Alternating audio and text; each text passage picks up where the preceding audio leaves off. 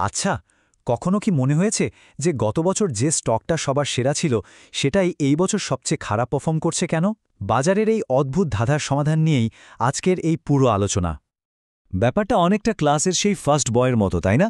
যে এক পরীক্ষায় টপার তো পরের পরীক্ষাতেই একেবারে ফেল। শেয়ার বাজারও কিন্তু ঠিক এমনই, সাংঘাতিক আনপ্রেডিক্টেবল। মানে আজ যে রাজা, কাল সে ফকির। তো এমন একটা পরিস্থিতিতে সঠিক সিদ্ধান্ত নেওয়া যে কতটা কঠিন তা তো বোঝাই যাচ্ছে। এই ছবিটা একবার দেখুন। বাজার কিন্তু আসলেই একটা গোলক ধাঁধার মতো। এখানে একা একা পথ খুঁজতে গেলে হারিয়ে যাওয়ার ঝুঁকিটা বেশ ভালোই থাকে। কিন্তু একবার ভাবুন তো, যদি এমন একটা ম্যাপ হাতে পাওয়া যেত যা যে কোনো পরিস্থিতিতে সঠিক পথটা দেখিয়ে দিতে পারে, তাহলে কেমন হতো? চলুন আজকের এই আলোচনায় আমরা সেই ম্যাপটাকেই খুঁজে বের করার চেষ্টা করি। চলুন কিছু অবাক করা তথ্য দিয়ে শুরু করা যাক। এগুলো বাজারের এই খামখেয়ালি স্বভাবটাকে একদম চোখে আঙুল দিয়ে দেখিয়ে দেবে। ভাবা যাক ২০১৭ সালের কথা। সেই সময় যারা রিয়েলটি সেক্টরে বিনিয়োগ করেছিলেন তাদের তো পোয়া বাড়ো, মুখে ছিল চওড়া হাসি, কারণ সর্বোচ্চ রিটার্ন এসেছিল ইমেনো এই সেক্টর থেকেই। কিন্তু দেখুন, মাত্র ৩ বছরের মধ্যে পুরো খেলাটা ঘুরে গেল। ২০২০ সালে কোভিড মহামারী এসে সব হিসেব নিকেশ পাল্টে দিল, আর হেলথ কেয়ার সেক্টর হয়ে উঠল বাজারের নতুন সুপারস্টার। আর এখন ২০২৪-এ এসে কি দেখা যাচ্ছে? রিয়েলটি আবার রাজার আসনে। এটা থেকে কি প্রমাণ হয়? এটাই যে বাজারের ভবিষ্যৎবাণী করা এক কথায় প্রায় অসম্ভব। আজ যেটা সবার উপরে, কাল সেটাই নিচে, আবার পরশু হয়তো শীর্ষে। আর এই যে খামখেয়ালিপনা, এটা কিন্তু শুধু বিভিন্ন সেক্টরের মধ্যেই আটকে নেই।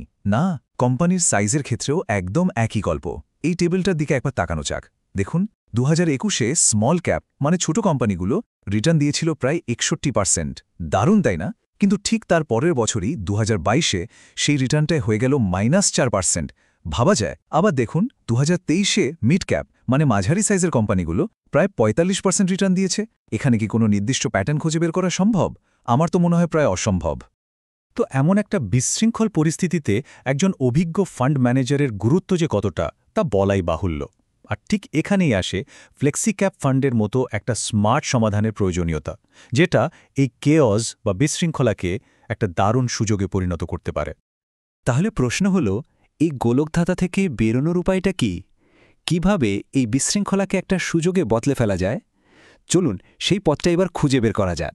মানে যদি সঠিক সময়ে সঠিক জায়গায় বিনিয়োগ করাটা এতই কঠিন একটা কাজ হয়, তাহলে এর বিকল্পটা কি? এমন কোনো রাস্তা কি আছে যেখানে আমাদের প্রত্যেক বছর বিজয়ী খোঁজার জন্য দৌড়ঝাঁপ করতে হবে না? হ্যাঁ, অবশ্যই আছে। আর সেই স্মার্ট সমাধানটির নামই হল ফ্লেক্সি ক্যাপ ফান্ড। এটা বাজারের এই চ্যালেঞ্জগুলোর একটা দুর্দান্ত এবং কার্যকর সমাধান হতে পারে। যদি খুব সহজ করে বলি, ফ্লেক্সি ক্যাপ ফান্ড হল একজন অভিজ্ঞ শেফের মতো। তিনি বাজারের পরিস্থিতি বুঝে ঠিক করেন কোন উপকরণ, মানে লার্জ, মিড নাকি স্মল ক্যাপ স্টক, কতটা পরিমাণে ব্যবহার করে সেরা ডিশটা তৈরি করবেন। এর একটাই মাত্র শর্ত, মোট বিনিয়োগের কমপক্ষে ৬৫% শেয়ার বাজারে রাখতেই হবে। তাহলে প্রশ্ন আসতেই পারে, ফ্লেক্সি ক্যাপ কেন একটা ভালো বিকল্প? কারণ এটা অনেকটা সব সমস্যার এক সমাধানের মতো। আলাদা করে বড়, মাঝারি বা ছোট কোম্পানির ফান্ডে বিনিয়োগ করার কোনো দরকারই নেই। এর ব্যাপক ডাইভার্সিফিকেশন একদিকে যেমন ঝুঁকি কমায়, তেমনি এটিকে একটি ১২ মাসের ফান্ড বা সব মৌসুমের জন্য একেবারে উপযুক্ত করে তোলে। চলুন এবার নির্দিষ্টভাবে জেএম ফ্লেক্সি ক্যাপ ফান্ডের দিকে একটু নজর দেয়া যাক। তাদের সাফল্যের পেছনে কিন্তু রয়েছে একটা বিশেষ ইঞ্জিন, যার নাম জিকিউ মডেল। এটা কিভাবে গ্রোথ আর স্টেবিলিটির মধ্যে একটা নিখুঁত ভারসাম্য তৈরি করে, সেটাই আমরা এবার দেখব। তাদের পুরো প্রক্রিয়াটা কিন্তু ৪টে মজবুত ধাপের ওপর দাঁড়িয়ে আছে। প্রথমে তারা হাজার হাজার স্টকের মধ্যে থেকে সেরাগুলোকে ফিল্টার করে, তারপর প্রত্যেকটার কুণ্ডলী মানে একেবারে গভীর গবেষণা করে। এরপর একটা শক্তিশালী দল বা পোর্টফোলিও তৈরি করা হয় এবং সবশেষে কড়া নজর রাখা হয় যেন সব কিছু একদম ঠিকঠাক চলে। এখানে কিন্তু অনুমানের কোনো জায়গা নেই, সব কিছু ডেটা নির্ভর। আচ্ছা, এই জিকিউ মডেলের দুটো মূল স্তম্ভ আছে।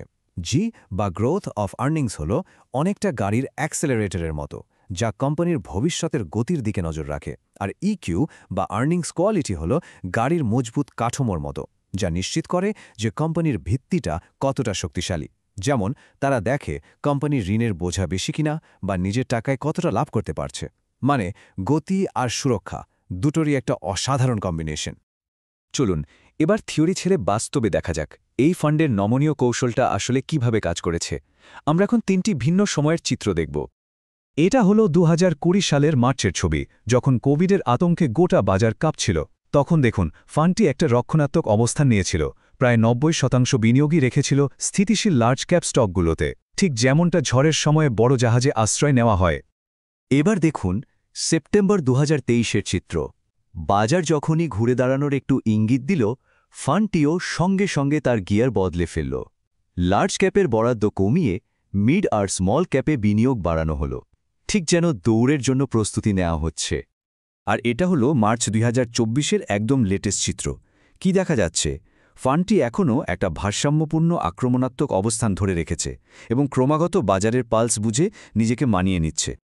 সুতরাং আসল কথা হলো এই ফান্ডটি তার ফ্লেক্সিক্যাপ নামের প্রতি 100% সৎ। এটি খুব সক্রিয়ভাবে এবং গতিশীলভাবে নিজের পোর্টফোলিও পরিচালনা করে, যাতে বাজারের যে কোনো পরিস্থিতিতেই সুযোগ কাজে লাগানো যায় আর ঝুঁকিটাও নিয়ন্ত্রণে থাকে। তাহলে আজকের এই পুরো আলোচনা থেকে মূল শিক্ষাটা কি? শিক্ষাটা হলো শুধু ভালো স্টক কেনাই যথেষ্ট নয়। দীর্ঘমেয়াদী সাফল্যের জন্য দরকার একটা স্মার্ট আর নমনীয় কৌশল, যা বাজারের যে কোনো পরিবর্তনের সঙ্গে নিজেকে মানিয়ে নিতে পারবে। এই ছবিটাই আসলে আজকের আলোচনার সারমর্ম। নমনীয়তা বা ফ্লেক্সিবিলিটি, এটা শুধু একটা শব্দ নয়, এটাই এই অনিশ্চিত বাজারে টিকে থাকা এবং সাফল্য পাওয়ার মূল চাবিকাঠি। শেষ করার আগে একটা প্রশ্ন রেখে যাচ্ছি। আজকের আলোচনার পর একবার ভেবে দেখা দরকার, আমাদের নিজেদের বিনিয়োগের পোর্টফোলিও কি বাজারের সব মৌসুমের জন্য আদৌ প্রস্তুত?